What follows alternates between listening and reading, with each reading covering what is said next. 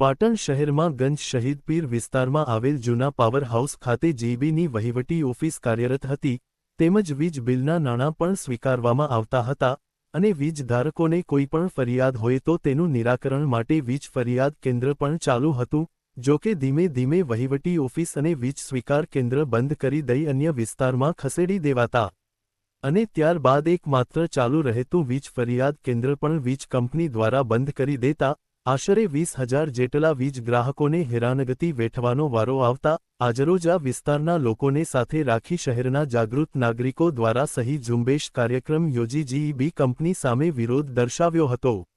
નોંધનીય છે જે આ કચેરી હાઈવે વિસ્તારમાં ખસેડી દેવાતા આ વિસ્તારના લોકોને વીજળીને લગતા કામકાજ અર્થે દૂર જવાની ફરજ પડશે, જેને લઈ લોકોએ સહી કરી વિરોધ નોંધાવ્યો હતો। સાથે જ આગામી દિવસોમાં કલેક્ટર તેમજ સાંસદ સભ્ય અને ધારાસભ્યને પણ આવેદનપત્ર આપવામાં આવશે તેવું જણાવ્યું હતું। પાટણ શહેરમાં જૂના પાવર હાઉસ તરીકે સરકારી કચેરી વીજ કંપનીની કાર્યરત હતી।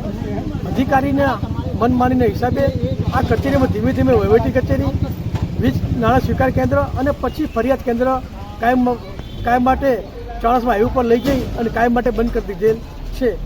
આ વીજ કચેરી બંધ થવાના કારણે આ વીજ કચેરીમાં અંદાજે 25,000થી વધુ ગ્રાહકો છે।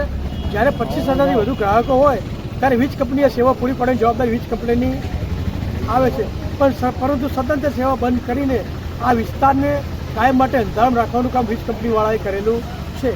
આ વિસ્તારમાં પુનઃ વીજ નાણાં સ્વીકાર કેન્દ્ર, વીજ ફરિયાદ કેન્દ્ર પૂરતા સ્ટાફ સાથે 24 કલાક ચાલુ થાય તે હેતુથી આજે તમામ રાજકીય પક્ષોને સાથે રાખીને આ વિસ્તારના તમામ રાજકીય આગેવાનો, સામાજિક આગેવાનો સાથે રાખીને અમે સહી ઝુંબેશનો કાર્યક્રમ કરે છે અને આગામી સમયમાં અમારે જે આવેદનપત્ર તરીકે મહેરબાની કલેક્ટરશ્રી, જીબીના અધિકારીશ્રીઓ, પાટણના સંસદ સભ્યશ્રી અને પાટણના ધારાસભ્યશ્રીને આ કચેરી પુનઃ ચાલુ થાય એ માટે અમે એમને આવેદનપત્ર આપીશું।